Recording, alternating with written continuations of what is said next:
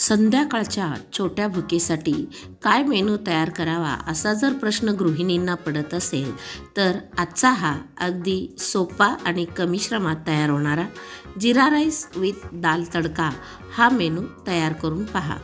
रेस्टॉरंटमध्ये मिळतो अगदी त्याच चवीचा, सर्वांना आवडणारा आणि अगदी पोटभरीचा असा हा मेनू आपण आज तयार करणार आहोत। जिरा राईस करताना आता इथे मी सुरुवातीला अगदी मोकळा आणि पांढरा शुभ्र असा भात करून घेतलेला आहे आणि हा भात करून घेतानाच मी शिजवताना त्याच्यामध्ये खडा मसाला म्हणजे 2-3 मिरी, लवंगा आणि थोडे दालचिनीचे तुकडे घालून हे छान भात करून घेतलेला आहे आणि तो थंड करायला ठेवलेला आहे। जिरा राईस करताना शक्यतो आपण तडक्यामध्ये तुपाचा वापर करणार आहोत, त्यामुळे भाताला अगदी छान सुवास येतो।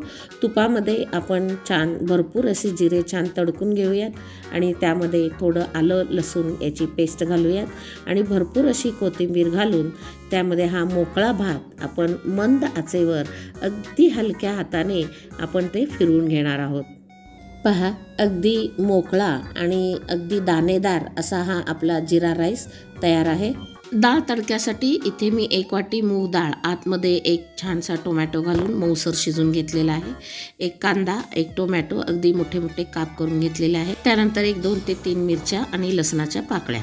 कढईमध्ये आपण 3 ते 4 चमचे तेल तापवून त्यामध्ये मोहरी आणि जिरे छान तडतडून घेऊयात। त्यामध्ये आपण आलं लसूण आणि कोथिंबीर याचं वाटण त्यामध्ये घालूयात आणि ते देखील खमंग आपण तेलामध्ये परतून घेऊयात।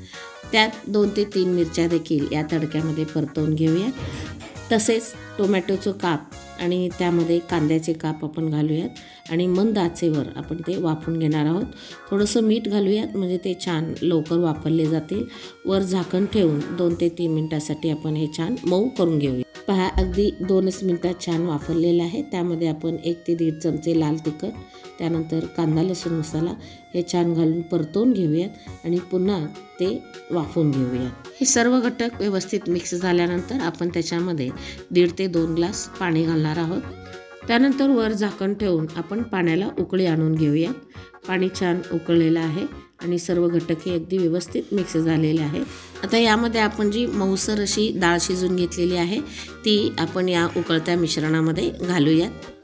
त्यामध्ये वरून आपण चवीनुसार मीठ, चिंच, गूळ आणि इथे मी 1 चमचा सांबर मसाला घालत आहे, त्यामुळे डाळ तडक्याला अतिशय उत्तम अशी चव येते। आता हे व्यवस्थित शिजून घेऊयात आणि भरपूर कोथिंबीर घालून आपण हा डाळ तडका सर्व करणार आहोत। अगदी गरमागरम दाणेदार आणि मोकळा असा जिरा राईस विथ दाल तडका आपला तयार आहे। गरमागरम सर्व करा आणि खाऊन फस्त करा।